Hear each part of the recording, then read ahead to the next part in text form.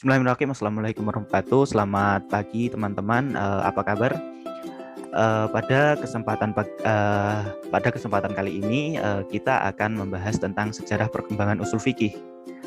Setelah kemarin kita sudah membahas tentang konsep dasar usul fikih, untuk pertemuan kali ini kita membahas tentang sejarah perkembangan usul fikih.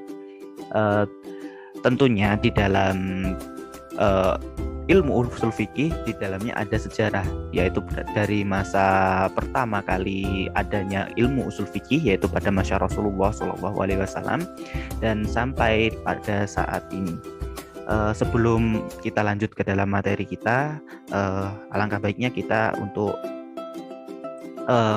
mengetahui apa kompetensi yang harus kita pahami, harus kita kuasai dalam pembelajaran kali ini. Kompetensi yang pertama yaitu kita dapat mengetahui, menghayati di dalam diri kita, yaitu ini kompetensi spiritual kita, yaitu kita dapat menghayati hikmah dari sejarah pertumbuhan dan perkembangan fikih dan usul fikih. Nah, ini harus kita tanamkan di dalam diri kita dapat menghayatinya. Dan yang kedua yaitu ini kompetensi yang kedua, mengamalkan sikap jujur, yaitu ini kompetensi sikap dari kita, yaitu kita harus memiliki sikap jujur dan kritis dalam menganalisa sejarah perkembangan usul fikih itu sendiri. Nah, kita harus memiliki sikap jujur dan kritis. Dan yang ketiga yaitu kita mampu menganalisis sejarah perkembangan sejarah di dalam usul fikih itu sendiri. Kita dapat menjelaskan perkembangan dari awal sampai yang terakhir. Kita dapat membedakan di dalam setiap dinamika perubahan tersebut. Dan yang terakhir yaitu kita dapat mengkomunikasikan, kita dapat menjelaskan, kita dapat mempraktekkan bagaimana hasil analisis kita, hasil dari kompetensi kedua tadi, kita dapat menjelaskan kepada orang lain tentang bagaimana sejarah perkembangan dan pertumbuhan usul fikih itu sendiri. Demikian kompetensinya dan tujuan kita untuk pembelajaran kali ini. Yang pertama yaitu kita dapat menjelaskan dari setiap fase-fase perkembangan sejarah perkembangan usul fikih, yaitu fase pertama seperti fase pertumbuhan, fase kedua fase perkembangan, fase ketiga yaitu sistemisasi, fase keempat yaitu fase stagnasi, dan yang fase kelima yang terakhir yaitu kebangkitan kembali. Ya, kita harus bisa memahami lima fase tersebut. Dan tujuan kita selanjutnya, apabila kita sudah paham dengan 5 fase tersebut, kita dapat membedakan bagaimana antara fase 1, fase 2, fase 3 sampai yang kelima. Kita tahu perbedaannya. Lanjut. Setelah itu yaitu kita mengetahui hikmah dari adanya sejarah perkembangan usul fikih itu sendiri. Baik, lanjut saja ke subfase-fase yang akan kita bahas. Seperti yang saya katakan tadi, bahwasanya yang pertama yaitu fase pertumbuhan, yang kedua fase perkembangan, ketiga fase formulasi dan sistemisasi, keempat fase stagnansi, dan yang kelima fase kebangkitan kembali. Lanjut, yang pertama yaitu fase pertumbuhan. Fase pertumbuhan ini dianggap sebagai fase yang istimewa. Kenapa kok istimewa? Karena pada fase ini Rasulullah masih bersama dengan para sahabat. Rasulullah masih menerima wahyu, karena pada masa Rasulullah inilah pada masa pertumbuhan dari usul fikih sendiri, yaitu ijtihad dilakukan oleh Rasulullah itu sendiri. Para sahabat tidak melakukan ijtihad, dan ijtihad dilakukan oleh Rasulullah sendiri.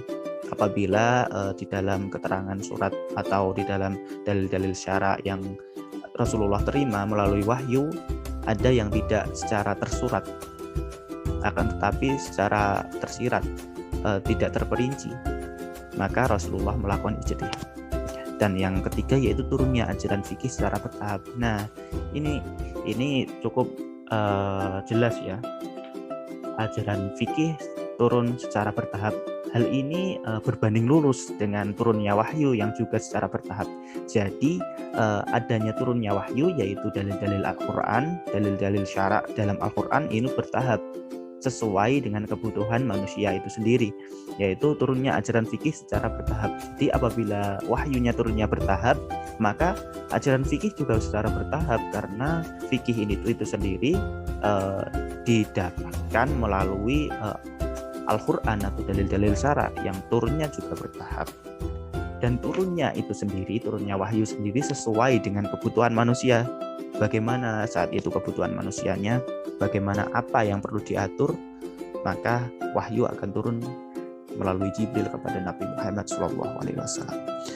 Dan yang terakhir yaitu dalam fase pertumbuhan.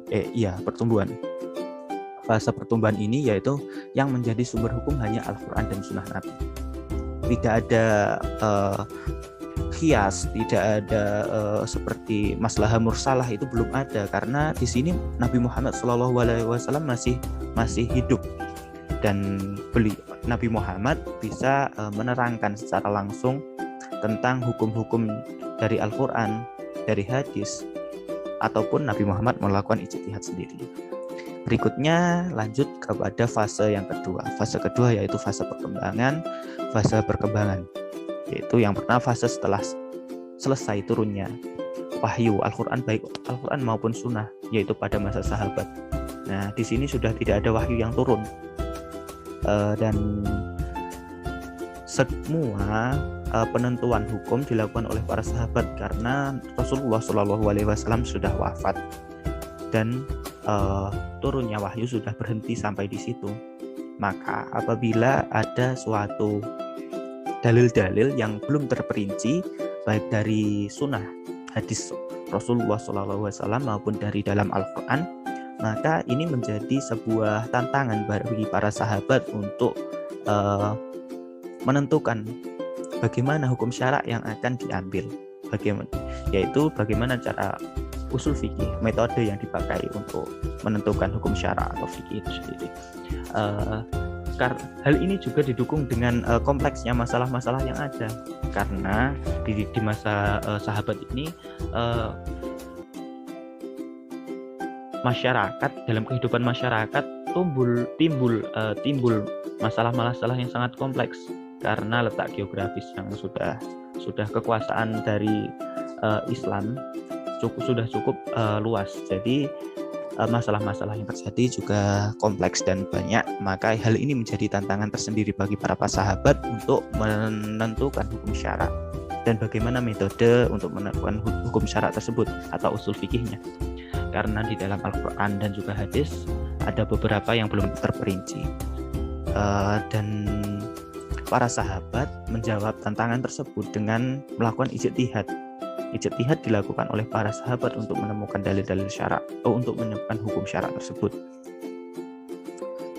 Dan ijtihad merupakan hal yang penting di sini, karena para sahabat melakukan ijtihad demi kebaikan umat, bukan semata-mata untuk mencari kemudahan karena nafsu, akan tetapi untuk kemudahan kemaslahatan umat. Demikian dari penjelasan yang kedua, yaitu masa pertumbuhan pada masa sahabat. Di sini ijtihad sudah dilakukan, sudah melakukan qiyas dan lain sebagainya. Berikutnya yaitu fase yang ketiga, fase formulasi dan sistemisasi. Fase formulasi dan sistemisasi, yaitu fase ini dimulai pada masa tabi'in sekitar tahun 100 Hijriah sampai dengan 300 Hijriah. Pada masa tabi'in setelah para sahabatnya, dan wilayah Islam yang luas dan geografi yang berbeda-beda. Nah, ini masalah utamanya dari timbulnya berbagai macam persoalan-persoalan dalam hukum syarak. Karena wilayah Islam yang luas, geografis yang berbeda, tentu saja masalah-masalah yang ditimbulkan juga berbeda. Masalah-masalah yang berbeda, maka di sini akan timbul berbagai perspektif tentang usul fikih, di mana sesuai dengan keadaan wilayah dan geografisnya. Bagaimana agar menjadi kemaslahatan di tempat, di geografis yang sesuai, Apabila di sini seperti ini, maka penetapan sebuah hukum syara harus sesuai dengan keadaan suatu geografis itu sendiri, dan keadaan geografis kekuasaan Islam pada waktu itu sudah jelas berbeda-beda. Dari hal ini menyebabkan ada dua cara menganalisis atau menerapkan hukum usul fikih, yaitu madrasah al-Rai dan madrasah al-Rai dan al-Ra'i dan madrasah al-Hadis.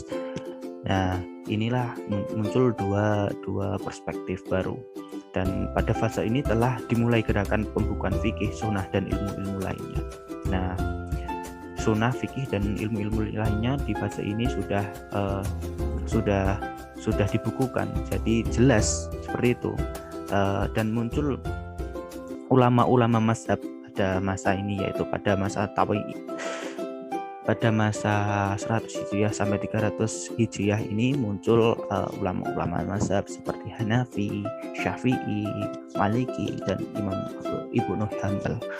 Dan munculnya para ahli mazhab ini juga didukung karena adanya luas dan geografis wilayah yang berbeda-beda tersebut. Selanjutnya yaitu yang keempat, masa stagnansi. Pada masa stagnansi ini dimulai pada tahun 350 Hijriah sampai akhir abad 19 Masehi. Penyebabnya stagnansi ini yaitu timbulnya taklid, yaitu menganggap semua hukum-hukum yang sudah ditetapkan oleh imam-imam mazhab itu sudah merupakan yang terakhir dan memakai itu saja, dan tidak ada pemikiran-pemikiran baru.